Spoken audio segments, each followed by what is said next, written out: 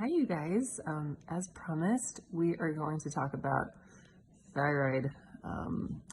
Man, and thyroid is really complicated and complex.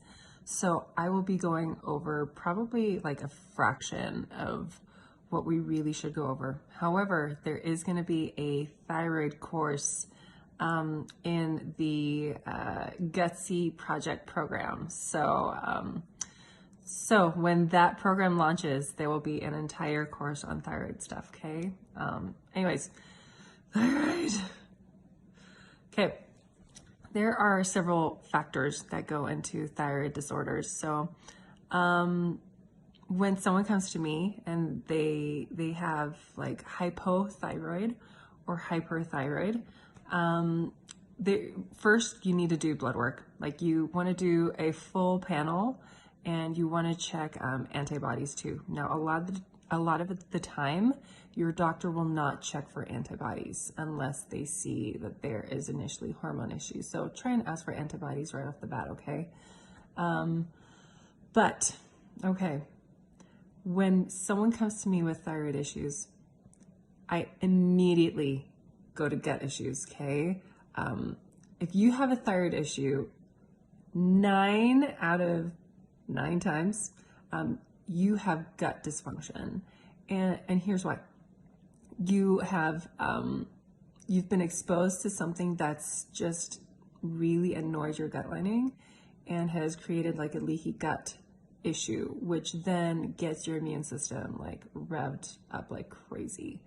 And so, what happens then is when the immune system is in dysfunction because your gut is in dysfunction, it starts to attack the thyroid. Now, according to which antibodies are attacking the thyroid, it either speeds up the thyroid or slows it down. Most people have a slowed down thyroid. So the type of antibodies that are attacking the thyroid are slowing it down.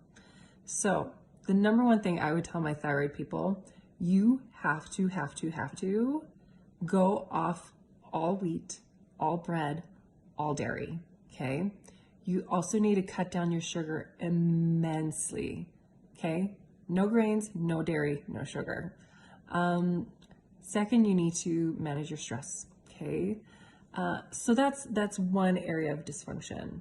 Now, there is also a conversion issue. Now, let's say your thyroid is pumping out T4, and it's pumping out enough T4, but then you don't have enough T3, so it's not converting.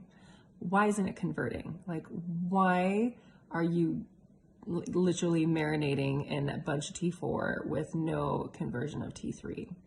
And so you want T3 because that's kind of like the key that turns on cells so that you have energy production and all kinds of wonderful things. So that conversion from T4 to T3 happens in 3 areas, mainly in 3 areas: your liver, your gut, and your kidneys. Now, if you don't have proper liver function, if you don't have proper gut function, and we already know you probably don't because you have a thyroid issue, and if you don't have proper kidney function, you're not going to get proper T4 conversion. Is this kind of making sense? Okay, so you gotta fix that gut. You gotta take out those foods that are creating the inflammation, and you have to manage your stress. Now, I wanna go back to food. Something happens, especially with Hashimoto's, okay, when you eat bread. And because we live in a society where everything is frankenfood, bread used to be made with iodine. But then the bread companies found this wonderful cheap substance called bromine, which mimics iodine. So much so that it will attach to the receptors on your thyroid and take up all the iodine receptors, which are supposed to stimulate the thyroid, but are now blocking the thyroid from the iodine. So it's kind of like you're switching off the thyroid with all this bromine. So ask yourself, people that have thyroid issues, did you eat a lot of bread as a kid? Do you eat a lot of bread now? Is bread part of your staple? Yes, and probably yes. Everyone loves bread. Everybody eats it all day long. You got to cut it out because bread with that bromine, it's gonna undo you, okay? So That's why I say cut out the grains, cut out the dairy. Like, one, yes, heal that gut. Two, get rid of the bromine. Okay, thyroid doesn't like it. There are other issues that can come at play, like the regulators, for instance. Like if you have pituitary issues, that's a completely different story for another time. But those are the basics, okay? Now I want to have you guys be mindful of something. Healing your thyroid takes a lot of time. So you need to be patient with it, okay? It's not going to happen overnight. It's not going to happen in a month. It's not going to happen in 2. Sometimes it can take up to 2 years to get your thyroid to start functioning on its own again. Depends on how long you've had the thyroid dysfunction for. And my guess is like you've probably had it for years and years and years. So when I was diagnosed with Graves' disease, I knew exactly when it started. I had it for about 4 months before, like 4 or 5 months before I was diagnosed with Graves' disease, but I was symptomatic for 5 months. And as soon as I was diagnosed, I got really proactive about healing it. So it took me about 6 months to heal up my Graves' disease. Now, I got on top of it fast. So it hit me fast and I got on top of it fast and I healed it fast. If I had had Graves' disease for like 5 years, it would probably have taken me about 2 years to heal up my Graves' disease. Does that make sense? So the longer the dysfunction has been there, the longer it'll take to heal it up.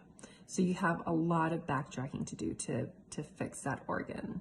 But it can be fixed. It's just going to take a ton of dedication. And this is the issue with trying to heal organs like your thyroid.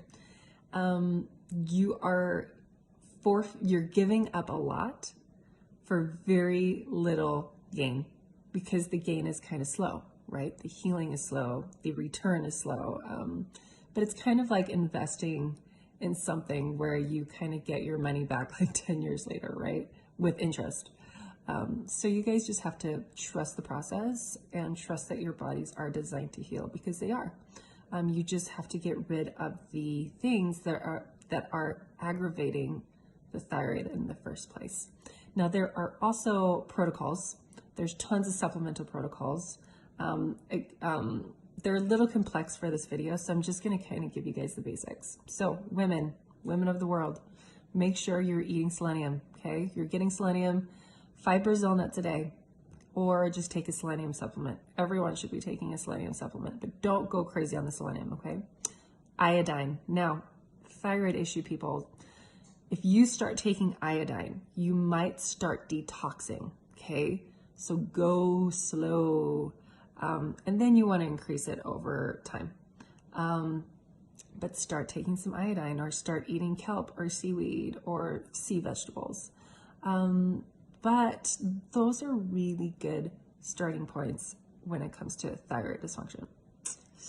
And I think that's it. I think that's enough for today, right? Because this is going on 8.5 minutes. So I hope you learned something, and I hope that gives you kind of a game plan. Last but not least, stress management, okay? Manage your stress, be patient, be kind to yourself. You can do this, your body can do this. It was designed to do this. So happy healing, okay?